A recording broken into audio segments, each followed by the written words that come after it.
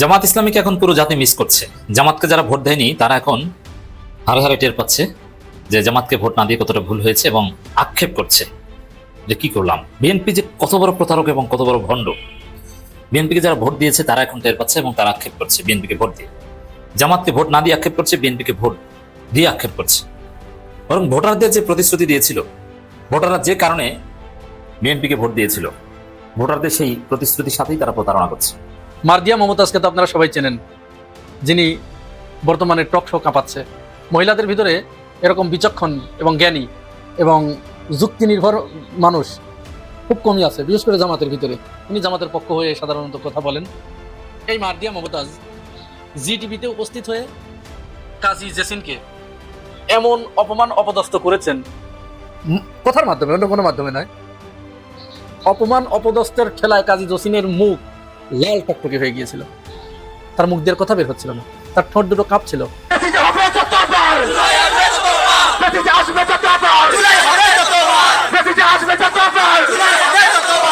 দেড় মাস না পেরোতেই কঠিন চাপের মুখে বিএনপি সরকার। চারদিকে নানান সংকট, দেশ চালাতে হিমশিম খাচ্ছে তারেক জিয়া। আবারও প্রমাণিত হলো যে এই সরকারের উপরে ও দেশের যথেষ্ট প্রভাব রয়েছে, আগের সরকারের মতোই বিন্দু মাত্র কমে নাই, বরং বেড়েছে বলেই আমাদের কাছে মনে হয়। আসতে পারে সরকার পতনের ঘোষণা এবং সবশেষ দেখবেন তারেক রহমানের সাথে কাজ করতে চান শেখ হাসিনা। সংসদকে অকার্যকর করে দিবেন 12 তারিখের পরেই, যদি জুলাই সনদ বাস্তবায়ন না হয়। বিএনপির ভিতরে আরেক বিএনপির উদয় হয়ে গেছে। এখান থেকে আমরা এক অসর্ব না এবং আগামী সংসদে চলতে দেব। 12 তারিখ এটার মৃত্যু দিবস হয়ে যাবে। 12 তারিখ পর্যন্ত লাস্ট সময়। 13 তারিখে জনতার মঞ্চের মতো আমরা কিসের মঞ্চ করবো? জুলাই মঞ্চ করবো ইনশাল্লাহ। এবং সেই জুলাই মঞ্চ থেকে সারা দেশে জুলাই মঞ্চ করা হবে। এবং সেই জুলাই মঞ্চ থেকে আমরা ইনশাল্লাহ এই সরকারকে আমরা অসহযোগের আন্দোলনের ইনশাল্লাহ ডাক দিব। আমরা সামগ্রিকভাবে তাদের কথা কাজের মধ্যে বিচারে দেখতে পাচ্ছি, প্রতারণা দেখতে পাচ্ছি। এই প্রতারণার মধ্যে আমরা তাদের পতনের প্রতিধ্বনি শুনতে পাচ্ছি। এই 72 সংবিধান, যেই সংবিধানের ফলে গত 54 বছর ধরে বাংলাদেশটাকে আনসিভিলাইজ স্ট্রাকচারের মধ্যে আমাদেরকে যেতে হয়েছে। এদেশের নাগরিকদের সকল অধিকার হরণ করেছে এই সংবিধান। এবং এই সংবিধান যে রাষ্ট্রনায়ক হয়, যে শাসক হয়, তাকে ফ্যাসিস্ট হতে সহযোগিতা করে। আজকে যারা মন্ত্রী হয়েছে, প্রধানমন্ত্রী থেকে শুরু করে যারা মন্ত্রী, তাদের আগের বক্তব্যগুলো একটু দেখবেন। এবং বাংলাদেশের যিনি সাবেক প্রধানমন্ত্রী ছিল, উনিও বলেছেন এই দেশে যদি জনগণের সরকার প্রতিষ্ঠিত হয় তাহলে এই ফ্যাসিবাদী সংবিধানকে, এই মুজিববাদী সংবিধানকে তিনি ছুঁড়ে ফেলবেন। কিন্তু আজকে আমরা তাদের বিচারমূলক আচরণ দেখতে পাচ্ছি। ঢাকার রাজপথ কাঁপায় দেওয়ার মতো শক্তি কিন্তু ঐক্যবদ্ধ বাংলাদেশ জোটের আছে, এটা মাথায় রাখতে হবে। তারেক রহমানকে আপনাকে হুঁশিয়ার করছি, আপনাকে সতর্ক করছি। আপনি যদি সত্যিই বাংলাদেশ চালাইতে চান, নেতৃত্ব দিতে চান, আপনার এই নব্য আওয়ামী ফ্যাসিবাদ আপনার দলের ভিতরে যারা হচ্ছে তাদেরকে যদি নিয়ন্ত্রণ করতে না পারেন, তাহলে আপনি সিভিয়ারলি ফেল করবেন এবং আপনার পতন আওয়ামী লীগের হাসিনার থেকেও খারাপ পতন হবে সামনে 3 বছর।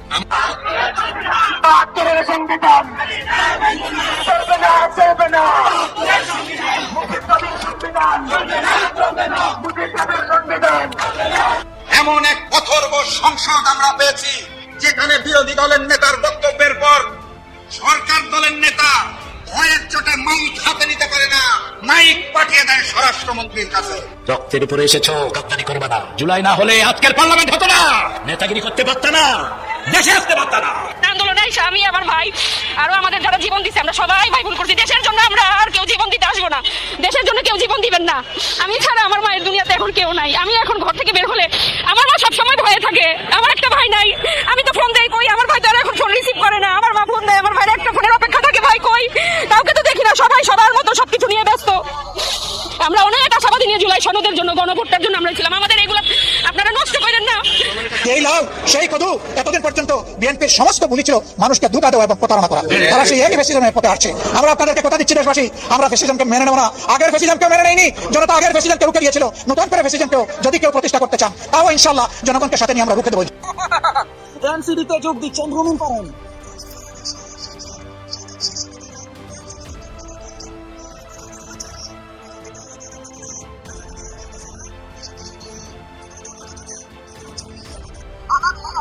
আপনাদের আস্থা রক্ষা করতে পারলেন না, ওয়াদা রক্ষা করলেন না। বলে যে একটা জেনারেশন অভ্যুত্থান করলে পরের জেনারেশন করে না। আপনাদের কপালে শনির দোষ এই কারণেই যে এই অভ্যুত্থানে একসাথে 3টা প্রজন্ম হাতে হাত রেখে রাস্তায় নেমেছিল। কোনো একটা প্রজন্ম যদি 1-2 বছর পরে অংশগ্রহণ না করে, আরো 2টা প্রজন্ম অপেক্ষা করে আছে নব্য কোনো স্বৈরাচার তৈরি হলে তাদের পতন ঘটানো। এখনো সময় আছে, সংসদের সমাধান করুন। সেটা যদি করতে না পারেন তাহলে নতুন গণ অভ্যুত্থানের প্রস্তুতি নিন। আরো একটি 5ই আগস্ট আসতে যাচ্ছে। তো আমি মরার আগে আপারে আরেকটা বারের জন্য ক্ষমতায় দেখতে চাই। এটার জন্য দেখতে চাই এই নব্য ফ্যাসিস্ট স্বৈরাচার মুনাফেকদের সাথে আপা কি করে, শুধুমাত্র এতটুকু দেখার জন্য আপারে একটা বারের জন্য আমি ক্ষমতায় দেখতে চাই। জনরাই যদি প্রতারণা করেন, আগামী দিন জনগণ আপনাদেরকে লাল কার্ড দেখানোর জন্য প্রস্তুত। শেখ হাসিনার স্টাইলে 15-20 বছর ক্ষমতায় থাকবেন, এই স্বপ্ন আপনাদের স্বপ্ন দেশে পরিণত হবে। বাংলাদেশের কোন জনগণ আপনাদেরকে ওই রকম দুঃসাহস দেখানোর সুযোগ দেবে না। যে জনগণ যদি সুযোগ পায় এই মাসের মধ্যেই একটা গণবিপ্লব যেটা হবে, বিপ্লবী সরকার, এই বিপ্লবী সরকার সমস্ত রাজনৈতিক সমঝোতা থেকে বিএনপি বেরিয়ে এসেছে। প্রতারণা করতে করতে প্রতারণার সর্বোচ্চ শিখরে আরোহণ করছে বিএনপি এবং মিথ্যা বলছে, জোট চুরি করছে, দিনে দুপুরে পুকুর চুরি করছে। দর্শক, বিরোধী দলের চিফ হুইপ জনাব নাহিদ ইসলাম সংসদে এটা উত্থাপন করেছেন। সমঝোতা ভেঙে জুলাই গণঅভ্যুত্থান জাদুঘর বিল পাস, রাজনৈতিক জোট চুরি। এর মানে অন্তর্বর্তীকালীন সরকারের সময় যে একটা জাতীয় ঐক্য ছিল, ফ্যাসিবাদ বিরোধী সবাই ঐক্য, এই জন্য সবাইকে নিয়ে দেশ চালানো একটা ভিত্তি স্থাপন করে দিয়েছেন যে ক্ষমতায় যারাই আসুক সবাইকে একত্র করে মিলেমিশে দেশটা চালানো হবে। কিন্তু দেখা যাচ্ছে না, বিএনপি সমস্ত কিছুর সাথে প্রতারণা করে সমস্ত সমঝোতা ভেঙে দিয়েছে। সমস্ত সমঝোতা শেষ। ঐকমত্য কমিশনের কোনো ঐকমত্য তারা মানছে না, বরং জনগণ ঐক্যবদ্ধ হয়ে যে গণভোটে হা দিয়েছে এটাও তারা মানছে না। রাজনৈতিক দলগুলোর মধ্যে যে আন্ডারস্ট্যান্ডিং হয়েছিল ইউনূস সরকারের আমলে সরকারি মধ্যস্থতায়, সেগুলোও মানছে না। তারা মেজরিটির গোয়ার্তুমিতে যা ইচ্ছা তা করছে। এটা জাতির জন্য অশনি সংকেত। একটা মহাবিভাজন তৈরি হচ্ছে সোসাইটিতে, রাজনীতিতে। এর ফল সে অতীতের মতো জুলুম নির্যাতন নেমে আসা বিরোধী দলের উপর, সংঘাত সংঘর্ষ ছড়িয়ে পড়া। বিএনপি সেটাই চায়। বিএনপি ভেবেছে জামাতকে, এনসিপি কে নির্যাতন করাটা সহজ হবে, কারণ আওয়ামী লীগ নির্যাতন করেছে বিএনপি কে, জামাতকে। এখন তো শুধু জামাতকে আর এনসিপি কে, এরা তো ছোট কিছু, অতএব নির্যাতন করে আমরা টিকে থাকতে পারবো। It's wrong. বরং বিএনপিকে তো সাহস করে নির্যাতন করেছিল, জিয়াউর রহমানকে সাহস করে তো রাজাকার বলেছিল আওয়ামী লীগ। কিন্তু শেষ পর্যন্ত দীর্ঘদিন কিন্তু আওয়ামী লীগ এগুলো করে টিকতে পেরেছিল, কিছুই হয়নি তাদের। এক পর্যায়ে বিএনপি থেমে গিয়েছিল, যতটুকু প্রতিবাদ জামাত শিবিরই করেছিল। আর দ্বিতীয় কথা হচ্ছে, এবার তরুণ প্রজন্ম সচেতন। তরুণ প্রজন্ম, জেনজি, ছাত্র জনতা জেগে উঠলে তাদেরকে কেউ আটকাতে পারে না। অতএব বিএনপির যে চিন্তা ভাবনা যে বিভাজন তৈরি করে আমরা ফেসিস্ট হব, বিরোধী দলের উপর নির্যাতন করব, কিছুই হবে না, আমরা টিকে থাকবো না, টিকে থাকতে পারবে না, বিএনপি ধ্বংস হবে। দর্শক, সমস্ত রাজনৈতিক সমঝোতা ভেঙে ফেলেছে, বিশ্বাস ভঙ্গ করেছে। একদিকে জামাত বিশ্বাস ভঙ্গের অভিযোগ করেছে জামাত জোট, আবার রাজনৈতিক সমঝোতা ভাঙা এবং রাজনৈতিক জোট চুরি করেছে বলে এই অভিযোগ করছে। এখানে বিএনপির পরিণতি আমি দেখতে পাচ্ছি যে কোনো রিকনসিলিয়েশনের মাধ্যমে দীর্ঘদিন টিকে থাকবে এরকম না। বিএনপি পরিণত হচ্ছে আওয়ামী লীগের মতো হারিয়ে যাবে। আপনারা দেখেছেন যে শেরপুর এবং বগুড়ায় দুটো উপনির্বাচন হয়েছে। এই উপনির্বাচনে বিএনপি তাদের চরিত্র ফাঁস করে দিয়েছে। তারা সুষ্ঠু নির্বাচনে মোটেও বিশ্বাস করে না, বরং আওয়ামী লীগের চেয়ে জঘন্য। আওয়ামী লীগ ক্ষমতা আসার পর প্রথম দিকে অনেকগুলো সুষ্ঠু নির্বাচন উপহার দিয়েছিল, একটা পর্যায়ে এসে সবকিছুতে কারচুপি করা শুরু করেছে, তাও 5 বছর পর। আর কারচুপি করার জন্য অনেক জায়গায় বিএনপি, আওয়ামী লীগ সরকার হাতে দেয়নি যে এগুলো ভালো আছে, ভালো থাকুক, তবে জনগণ সন্দেহ না করে। এত সোজা না কারচুপি করে টিকে থাকা। এজন্য এনসিপি নেতা সরোয়ার তুষারের কথাটা আপনাদেরকে আবার স্মরণ করে যেতে চাই। বিএনপি হচ্ছে ব্যর্থ আওয়ামী লীগ, আর আওয়ামী লীগ হচ্ছে সফল বিএনপি। কারণ বিএনপি চায় আওয়ামী লীগ হতে, কিন্তু পারে না, পারবেও না। অর্থাৎ বিএনপি এখন যা চায় ওটা পারবে না। আর আওয়ামী লীগ বিএনপির দেখানো ভোট চুরি রাস্তায় সফল 15.5 বছর টিকেছিল, এর চাইতে আর কত? যদি আকাম করে কারচুপি করে 15.5 বছর টিকা যায়, এটা অনেক। অতএব বিএনপি কপালে বিপদ আছে, সুনির্দিষ্টভাবে, নিশ্চিতভাবে। অন্তর্বর্তীকালীন সরকারের সময় করা 98টি অধ্যাদেশের সংশোধনী ছাড়াই পাশের রাজনৈতিক সমঝোতা ভেঙে জুলাই গণঅভ্যুত্থান স্মৃতি জাদুঘর বিল 2026 পাশ করায় তীব্র ক্ষোভ ও প্রতিবাদ জানিয়েছে বিরোধী দল। দেখেন, একটা স্পষ্ট যে ইউনূস সরকার আমলে যে সমঝোতা, ওটা বিএনপি এখন কিছুই মানছে না, যা ইচ্ছা তা করছে। যা ইচ্ছা তা কেন করতে হচ্ছে, দ্যাট ইজ কোয়েশ্চেন। বিএনপির এতে লাভটা কি? বিএনপি আসলে তেমন লাভ নেই। এই যে বরং বিএনপি জাতির কাছে প্রতারক হিসেবে আখ্যায়িত হচ্ছে, এটা তো লাভের কথা না, এটা তো লসের কথা। লাভ হচ্ছে বিএনপি কে ক্ষমতা এনেছে civil military bureaucracy, deep state. এখন deep state, civil military bureaucracy, DGFI, গোয়েন্দা সংস্থা, এরা যা বলে বিএনপিকে সেটা শুনতে হয়, তাদের বাইরে যেতে পারে না, তাদের কথা চলতে হয়। এই জায়গা হচ্ছে সমস্যা এখন ওই এস্টাবলিশমেন্টের কাছে। এই জন্য মিনাকি ভট্টাচার্য বলেছে যে বিএনপি, তারেক রহমান, বিএনপি এটা হচ্ছে পুতুল সরকার। তাদের ওই পর্দার অন্তরাল থেকে ডিপ স্টেট যেটা বলে দেয়, নানান এজেন্সি যেটা বলে দেয়, ওইটাই করতে হয়। তাদের তাদের পছন্দ এখানে তেমন কিছু না। এই জন্য বিএনপি সারা জীবন যার জন্য আন্দোলন করলো এখন তার উল্টো কাজ করলো। যেমন এই বিচার বিভাগের স্বাধীনতার জন্য কিন্তু বিএনপি সারা জীবন আন্দোলন করেছে, সারা জীবন বলতে অ্যাটলিস্ট 8 সালের পর থেকে। কিন্তু সেই বিচার বিভাগের স্বাধীনতাকে বিএনপি হত্যা করেছে পার্লামেন্টের মেজরিটির গায়ের জোরে। এখন কেন করেছে? ওই যে ভূমধ্যাদেশ যে কারণে বাতিল করেছে, বিচারক নিয়োগ প্রক্রিয়া ওই কারণে বাতিল করেছে, এবং বিচার পৃথক সচিবালয় বিচার বিভাগী ওটাও বাতিল করতে হয়েছে এই কারণে। এজেন্সির চাপে বা এজেন্সির পরামর্শ। এজেন্সির কথা কেন শুনতে হচ্ছে? এজেন্সি তাকে ক্ষমতা এনে দিয়েছে এবং সামনে আরো বিভিন্ন নির্বাচনে ক্ষমতা এনে দিবে। তো দর্শক, এই জোট চুরি করে, এভাবে বিশ্বাস ভঙ্গ করে, এভাবে বিএনপি টিকতে পারবে না, তাদের কপালে বিপদ আছে। প্রতিষ্ঠানকে দলীয়করণের মহোৎসব বলে অভিহিত করেছেন বিরোধী দলের চিফ হুইপ নাহিদ ইসলাম। রাজনৈতিক সমঝোতা ভঙ্গের অভিযোগ করে নাহিদ ইসলাম বলেন, মাননীয় স্পিকার, আপনি জানেন অন্তর্বর্তী সরকারের অধ্যাদেশগুলো নিয়ে একটি বিশেষ কমিটি করা হয়েছিল। সেখানে 98টি অধ্যাদেশ সম্পর্কে আমরা ঐকমত পোষণ করেছিলাম। সেগুলো অ্যাজ ইট ইজ যেভাবে আছে সংসদে বিল আকারে আসবে এবং পাশ হবে। জুলাই গণঅভ্যুত্থান স্মৃতি জাদুঘর বিলটিও সেই তালিকা অন্তর্ভুক্ত ছিল, কিন্তু বিলটি উত্থাপনের মাত্র আধা ঘন্টা আগে একটি সংশোধনী দেওয়া হলো। এর মাধ্যমে রাজনৈতিক সমঝোতা কনসেনসাস ভঙ্গ করা হলো। এর মানে এই যে পার্লামেন্টারি কমিটি বা 2 দিন আগেও যে বিষয়ে ঐকমত হচ্ছে ওটাও মানে না। এবং বিশ্বাসঘাতকতা, প্রতারণা কিভাবে করে দেখেন, বিল সংসদে উত্থাপনের আধা ঘন্টা আগে পরিবর্তন করে ফেলে যাতে কেউ বুঝতে না পারে বা কিছু করার না থাকে। যেহেতু ব্রুট মেজরিটি, আবার সংসদের কঠোরতা তো আপনারা জানেন, ওখানে যা ইচ্ছে তা করা যায় না। একটা কার্যপ্রণালী বিধি আছে, সময় সংক্ষিপ্ত, প্রচুর খরচ হয়। এজন্য একটা নির্দিষ্ট পদ্ধতি সহজ চাতুরি করে একটা সময় পার করতে পারলে স্পিকার বলেন যে এখানে আর কিছু করার নেই, রুলিং দিয়ে দেন যে এই পর্যায়ে আর কিছু করার নেই, এটা সময় নেই, সময় শেষ, সময় স্পিকারের সারাদিন কথা সময়। বিএনপি এক ভয়ানক প্রতারণার খেলায় মেতে উঠেছে। এই প্রতারণার ফল আওয়ামী লীগের মতোই হবে। তবে আওয়ামী লীগের এই ফল পেতে লেগেছে 16 বছর, আর বিএনপির 16 মাসও লাগবে না। মার্দিয়া মমতাজকে তো আপনারা সবাই চেনেন, যিনি বর্তমানে টক শো কাঁপাচ্ছে। মহিলাদের ভিতরে এরকম বিচক্ষণ এবং জ্ঞানী এবং যুক্তি নির্ভর মানুষ খুব কমই আছে, বিশেষ করে জামাতের ভিতরে। উনি জামাতের পক্ষ হয়ে সাধারণত কথা বলেন। এই মার্দিয়া মমতাজ জি টিভিতে উপস্থিত হয়ে কাজী জেসিনকে এমন অপমান অপদস্থ করেছেন, কথার মাধ্যমে, অন্য কোনো মাধ্যমে নয়। অপমান অপদস্থের ঠেলায় কাজী জসিনের মুখ লাল টকটকে হয়ে গিয়েছিল, তার মুখ দিয়ে কথা বের হচ্ছিল না, তার ঠোঁট দুটো কাঁপছিল।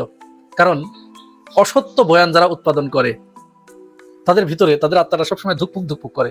তো মার্দিয়া মমতাজদের মতো জাননেওয়ালা লোকদের হাতে যখন এরা পড়ে, তখন এরা ঠিক এইভাবে সাইজ হয়ে যায়। ঘটনাটা একটু খুলে বলি আসুন। আমির হামজা এমপি হবার পরে সে সংসদে এসেছিল। সংসদ থেকে গিয়ে তার এলাকায় গিয়ে কোনো একটা ওয়াজ মাহফিলে সে একটা ওয়াজ করেছে। কাজী জেসিন সেটাকে কোট করছে এইভাবে, পুরা মিসকোট, একেবারে পুরা মিসকোট। সে মার্দিয়া মমতাজের কাছে প্রশ্ন করছে যে একজন জামাতের নেতা আমির হামজা, তার বলার ভঙ্গি আলাদা। তো সে নারী সদস্যদেরকে নিয়ে এইভাবে বডি শেমিং, নারীদেরকে এইভাবে অপমান অপদস্থ, তাদের শরীর নিয়ে কথা বলে, এটা কোন ধরনের, আপনি কি মনে করেন এটাকে? একেবারে মার্দিয়া মমতাজ এমন ভাবে খামসি দিয়ে ধরলেন। তারপরে কাজী জেসিনের চেহারাটা কি হলো আগে ওইটা একটু দেখুন, কি প্রশ্ন করেছিল, তারপরে মূলত আমির হামজা কি কথা বলেছিল সেটাও আপনাদেরকে শোনাবো। আগে কাজী জেসিন কি প্রশ্ন করছে মার্দিয়া মমতাজকে একটু দেখুন। আমরা সম্প্রতি একজন জামাতের সংসদ সদস্যকে দেখলাম, তিনি সংসদে তার পাশে নারীরা বসে আছেন, তাদের শরীর নিয়ে তিনি মন্তব্য করছেন। এমন বডি শেমিং, কুরুচিপূর্ণ মন্তব্য একজন সংসদ সদস্য করতে পারেন কিনা মার্দিয়া মমতাজ? আচ্ছা, আমি একটু শুরুতে বলবো, আপনি কি বক্তব্যটা শুনেছেন কিনা? শুনেছি আমি। কি বলা হয়েছিল? আমি সেখানে বলা হয়েছে যে নারীদের পেট এরকম, তাদের আপনি শুনেন নাই। না, আমি শুনেছি এটা। এই কথাটা সংসদে হয়নি, সংসদের বাইরে বলেছে, একটা ওয়াজের মধ্যে বলেছেন তিনি। আমি আপনাকে এক্সাক্ট ওয়ার্ডিংটা বলি। উনি বলেছেন, আমার আশেপাশে অনেক দুর্নীতিবাজ আছে যাদের পেট এত বড়, আমার মাঝে মধ্যে ভয় লাগে, আমার মাঝে মধ্যে লজ্জা লাগে যে আমাদের নারী সাংসদরা আছেন তারা জানি দেখে কি ভাবছেন। এক্সাক্ট ওয়ার্ডিংটা আপনি যদি এখন প্লে করতে চান আপনি প্লে করতে পারেন। আমি তো শুনে তিনি নাম উল্লেখ করে সেই সংসদ সদস্যদের কথা, তিনজনের কথা বলেছেন যে আমাদের জন্য লজ্জা লাগে যে আপনারা যখন এরকম দেখেন তখন আপনারা কি চিন্তা করেন। আপনি শুনে দেখবেন, আমার মনে হয় আপনি এখানে প্লে করতে পারেন। হ্যাঁ, না, এটা বক্তব্যটা ঠিক তা ছিল না, এটা সঠিক না। আমার মনে হয় আমরা শুনেছি, বক্তব্যটা শুনেছি আমরা।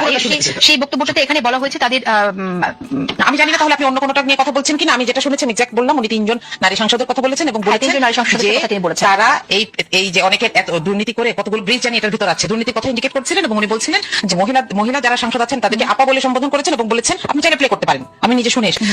তো মার্দিয়া মমতাজ তাকে যেটা বললেন, যে জবাবটা দিলেন, এখন মার্দিয়া মমতাজের সাথে আমির হামজার ওই বাক্যের হুবহু মিল আছে নাকি কাজী জেসিনের কথার সাথে মিল আছে, ওইটা আপনাদের জানা দরকার। আসেন এইটা একটু আমরা শুনে দেখি। আমার ডাইনে বামে এমন এমন ভড়িয়ালা লোক আমি পেয়েছি যেগুলো সিরিয়াল করা থাকে আগে থেকে, কে কোথায় বলবে আমরা জানিও না। আল্লাহর ইশারা ভেতরে যে দেখি আমার ডাইনে বামে সব ভড়িয়ালা, এমন বড় বড় ভড়ি, আমার মনে হয় ভড়ি ছিঁড়লে ওর ভেতর থেকে হয় ব্রিজ, কালভার্ট এগুলো বের হবে। মহিলারা ওদের দেখলে লজ্জা পাবে। রমিন ফারহানা আপা আছে, এরপরে যে মন্ত্রী পটলের মেয়ে আছে ফারজানা শারমিন, আমার মনে হয় এই তারপরে নায়াব ইসলাম ইউসুফ আছে ফরিদপুরে। এই আবার আমাদের সামনে আমার মাঝে মাঝে চিন্তা হয়, আল্লাহ আমার ডাইনে বামে যে অবস্থা, ও ম্যাডাম গুলো যদি এদের পেটের দিকে তাকায় ভাববে আল্লাহ ছেলে মেয়ে হয় আমাদের আর পেট হয় হুজুরের পাশে দুইজনের। তাহলে দুটোই শুনলেন। মূলত এই কাজী জেসিনরা কোনো কথাই শোনে না, বিরোধী দলের বা জামাতের কারো কোনো বক্তব্য মনোযোগ দিয়ে শোনে না। এরা মূলত গুজব নিজেরা উৎপাদন করে, অথবা গুজবের উপরে নির্ভরশীল হয়ে যে ভুয়া ফটোকার্ড নির্বাচনের পরে গত 1-1.5 মাসে সবচেয়ে বেশি ভুয়া ফটোকার্ড তৈরি হয়েছে আমার দেশের নামে, 138টা, অন্যান্যদেরও আছে। তো মূলত কাজী জেসিনরা এই ভুয়া ফটোকার্ড দেখে, আবার যদি এই আনোয়ার টিভির খবরও নেয় মাঝে মাঝে, আনোয়ার টিভি আছে না একটা, আনোয়ার টিভির খবর নিয়ে সে সেখানে মিসলিড করে। কাজী জেসিন আসলে কে, তার উদ্দেশ্য কি? কাজী জেসিনকে আমরা ওই যুগের ফ্যাসিবাদ আমলের ফারজানা রূপা, তারপরে নবনীতা চৌধুরী, তারপরে মিথিলা ফারজানা, আর এদিকে সমা ইসলাম, এদের সাথে আমরা তুলনা করতে পারি। এই কয় মহিলা পুরো শেখ হাসিনার যে সময়টা, শেখ হাসিনাকে গ্যাস দিয়ে দিয়ে অর্থাৎ অক্সিজেন দিয়ে দিয়ে তাকে বাঁচিয়ে রেখেছিল, এবং ফ্যাসিবাদ উৎপাদনের যে প্রধান কারখানা ছিল এই 3 জন। এখান থেকে এরা আপনারা সব জানেন, কাজী জেসিন এখন ঠিক ওই দায়িত্বটা পালন করছে। অর্থাৎ ওই 4 জন মহিলার আত্মা কাজী জেসিনের ভিতরে ভর করেছে। কাজী জেসিন এখানে বসে সারাদিন ধরে শুধু এইভাবে গুজব আর মিথ্যা প্রচার চালায় যায়। সে শুধু খোঁজে যে জামাতের কোথায় কি বললো। এই যে এত হত্যা, এত ধর্ষণ, এত খুন, নিজেদের দলের ভিতরে খুন, এত চাঁদাবাজি, এটা নিয়ে জেসিনের কোনোদিন কোনো টক শো দেখেছেন? দেখবেন না, কোনোদিনও করবে না। কিন্তু জামাত ইসলাম কবে কোথায় কি বললো, খালি স্লিপিং অফ টাং হয়ে যদি কোনো রকম একটু এমনি সত্য কথাকেই মিসলিড করে ফেলে। আর একটা উদাহরণ দেখুন, জামাতের আমির সংসদে বললেন যে আমরা এই সংসদে দাঁড়িয়ে বলছি, আমাদেরকে বলা হয় আমরা সংবিধান ছুঁড়ে ফেলতে বলেছি। আমরা এই সংবিধানকে কখনোই ছুঁড়ে ফেলতে বলিনি, আমাদের কেউ এই কথা বলে নেই। আমরা বলেছি যে আমরা এই সংবিধানের সংস্কার চাই না, আমরা এই সংবিধানের পরিবর্তন চাই, এটা তিনি বললেন। এই কথাকে তিনি আবার একজনকে প্রশ্ন করছেন, প্রশ্ন ছুড়ে দিচ্ছেন, কিভাবে মিসলিড করে দেখুন। তিনি বলছেন জামাতের আমির সংসদের মতো একটি জায়গায় দাঁড়িয়ে তিনি বলছেন যে আমরা এই সংবিধান সংস্কার চাই না, এই জাতীয় আর কি। ভিডিওটা একটু দেখুন। আমরা আজকে জামাতের আমিরকে বিরোধী দলীয় নেতাকে বলতে শুনলাম, সংবিধানকে সাক্ষী রেখে বলছি আমরা কখনো বলিনি যে সংবিধানকে সংস্কার করতে হবে, এটা আমাদের উপর চাপায় দেওয়া হয়েছে যে আমরা নাকি বলছি। আমরা বলছি সংবিধানকে সংশোধন করতে হবে। তিনি পার্লামেন্টে দাঁড়িয়ে এই কথাটা বলছেন। এখানে আগে বলেছিলেন একজন সংসদ সদস্য যে আমরা সংবিধান ছুঁড়ে ফেলার কথা বলেছি। এই মহান সংসদকে সাক্ষী রেখে বলছি আমাদের কেউ কখনো এই কথা বলেনি। আমরা এই সংবিধানের পরিবর্তন চেয়েছি যাতে একটি ন্যায়ভিত্তিক ইনসাফ ভিত্তিক সমাজ কায়েম হয়। বুঝতেই পারছেন, এরা মূলত অপতথ্য, গুজব এবং মিথ্যা প্রপাগান্ডা ছড়ানোর জন্য এখানে বসে আছে। আপনারা যদি এইভাবে বলেন যে ফ্যাসিবাদ আমলের 71, বর্তমানের জিটিভি, আর একটু বাড়িয়ে যদি বলেন ফ্যাসিবাদ আমলের 4 মিথ্যা কন্যা, আর এই আমলের হাল আমলের আধুনিক কাজী জেসিন, তো এই কাজটা করতে যে সে মার্দিয়া মমতাজের কাছে যে ধরাটা খেলো, যে থাপ্পড়টা খেলো, এই থাপ্পড় হয়তো সে সারা জীবন মনে রাখবে। হয়তো সে মার্দিয়া মমতাজকে আর কোনোদিন ডাকবে না, অথবা ডাকলেও এবার ঠিকঠাক মতো পড়ালেখা করে এসে সঠিকভাবে প্রশ্ন করবে। আমরা কাজী জেসিন আপাকে অনুরোধ জানাবো, আপনি ওই জায়গায় বসে এইভাবে মিসলিড না করলে সেটা সবচেয়ে ভালো হয়। জনগণ তো আপনাদের দিকে তাকিয়ে থাকে, এই জনগণকে বোকা ভাবার কোনো সুযোগ নেই। এই জনগণ আপনার থেকে অনেক বেশি জানে, অনেক বেশি জানে। সুতরাং আপনি যখনই একটা মিথ্যা গুজব ওখান থেকে ছড়িয়ে দিতে চাইবেন, তখনই জনগণ আপনাকে ধরে ফেলবে, এবং কেউ না কেউ আপনাকে ধরে ফেলবে, আর আপনি তখন জনবিচ্ছিন্ন হয়ে যাবেন, আপনার নাম মিথ্যাবাদী হিসেবে সাব্যস্ত হয়ে যাবে। সুতরাং এই কাজটি না করে, অ্যাকচুয়াল আপনি সিলেক্টিভ প্রতিবাদ না করে সামষ্টিকভাবে প্রত্যেকের দোষ ত্রুটি ওখানে তুলে ধরুন। বিএনপির যে দোষ ত্রুটিগুলো আছে এগুলো তুলে ধরুন, জামাত ইসলাম তো ফেরেশতা না, তারাও দোষ ত্রুটি করলে সেগুলো তুলে ধরুন। আপনার নিরপেক্ষতা বজায় রাখুন, তাহলে আপনি জনগণের কাছে সম্মানিত হবেন। অভিযোগ তুললেন যে তিনিও মনে করেন শেখ হাসিনা এবং আওয়ামী লীগের মতো যে জামায়াতে ইসলামী ৭১ লাখ লাখ মানুষ হত্যা এবং নারী ধর্ষণের সঙ্গে মানে যুদ্ধাপরাধের সঙ্গে সরাসরি জড়িত ছিলেন। বাংলাদেশের সংসদে আওয়ামী লীগের রাজনৈতিক কার্যক্রম নিষিদ্ধ করে রাখার আইন পাশ হওয়ার পর এখন এমন একটা আইন পাশ হয়েছে যে আইনটি থাকলে বাংলাদেশে জামায়াতে ইসলামীকে যুদ্ধাপরাধের দায়ে নিশ্চিতভাবে আবারও অভিযুক্ত করে আন্তর্জাতিক অপরাধ ট্রাইব্যুনালে কিংবা অন্য কোনো আদালতে বিচারের মুখোমুখি করা সম্ভব হবে।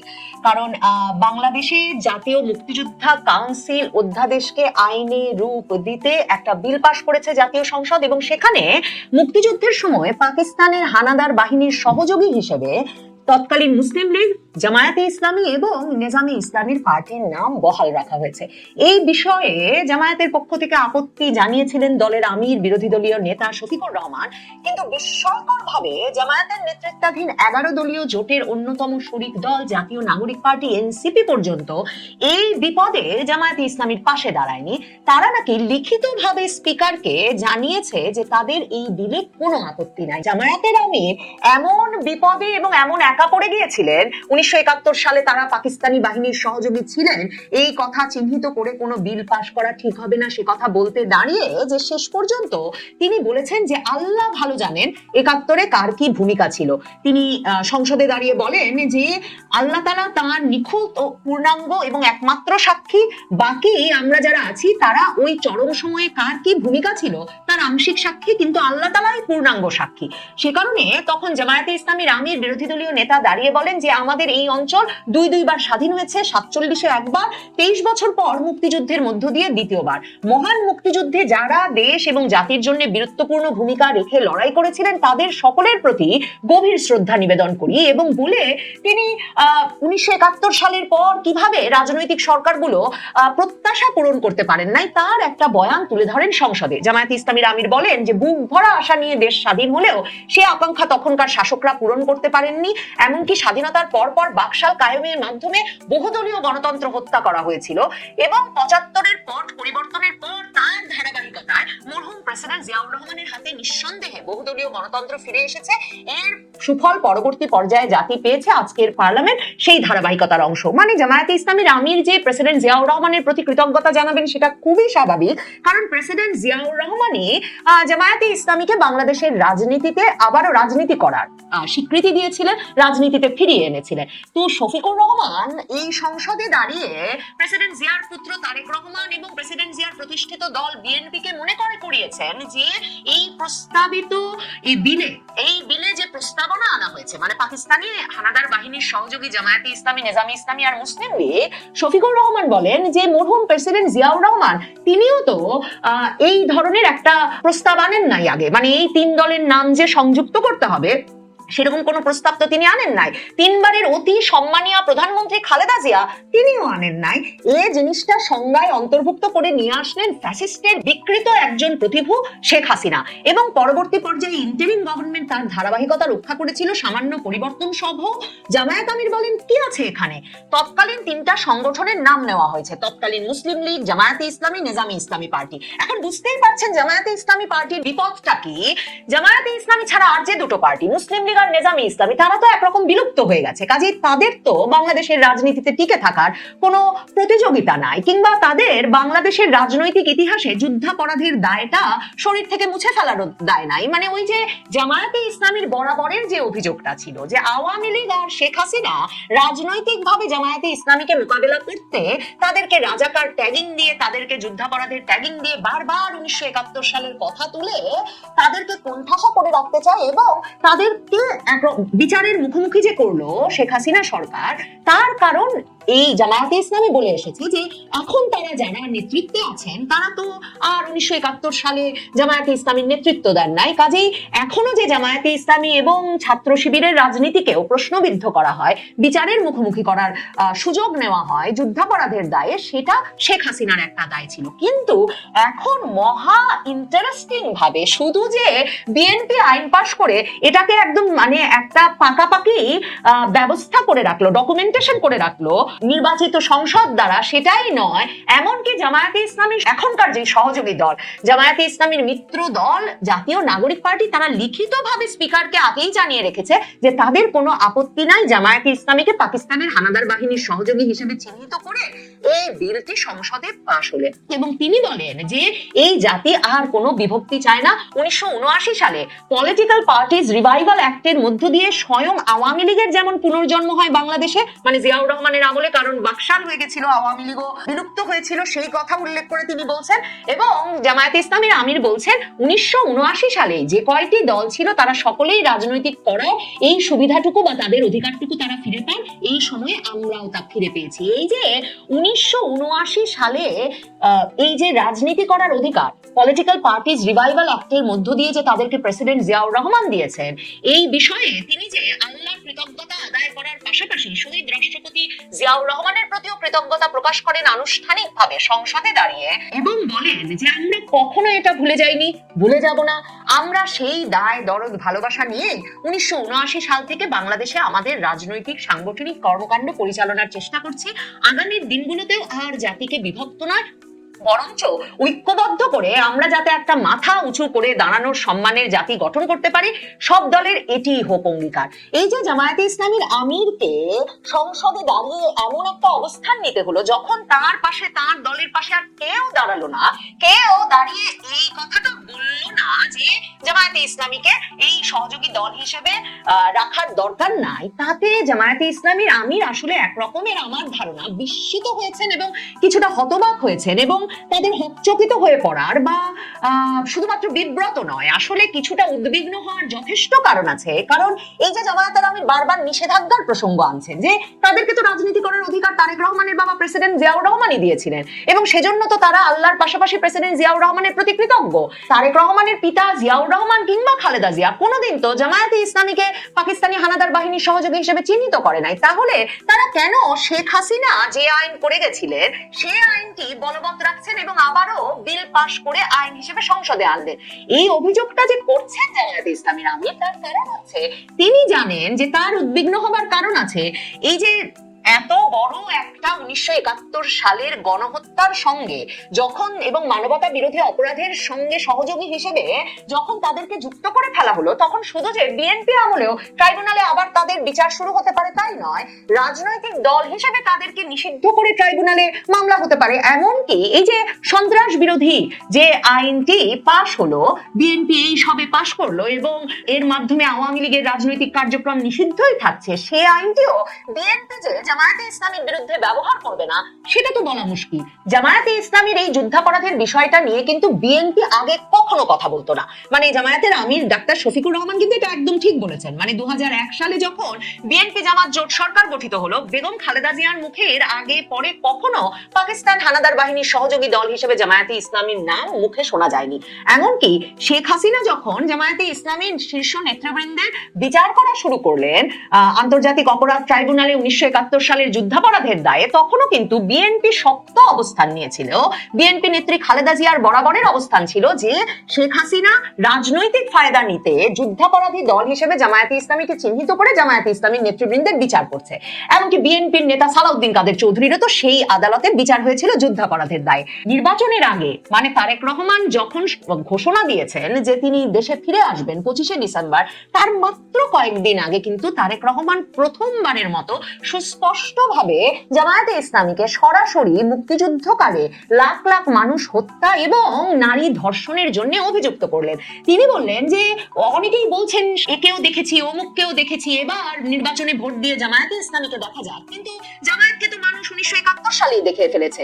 এবং তখন তিনি বলেন যে একটা দল 71-এ লাখ লাখ মানুষকে হত্যা করে এখন জনগণের ভোট চায় এবং এরা একবারের জন্য নিজেদের যাচাইয়ের আহ্বান জানালেও জনগণ 1971 সালেই তাদের দেখেছেন, তখন তারা গণহত্যার পাশাপাশি মা বোনদের ইজ্জত লুণ্ঠন করেছে। মানে সরাসরি তারেক রহমান এই বিশ্বাস জানান দিলেন এবং এই অভিযোগ তুললেন যে তিনিও মনে করেন শেখ হাসিনা এবং আওয়ামী লীগের মতো যে জামায়াতে ইসলামী 71-এ লাখ লাখ মানুষ হত্যা এবং নারী ধর্ষণের সঙ্গে মানে যুদ্ধাপরাধের সঙ্গে সরাসরি জড়িত ছিলেন।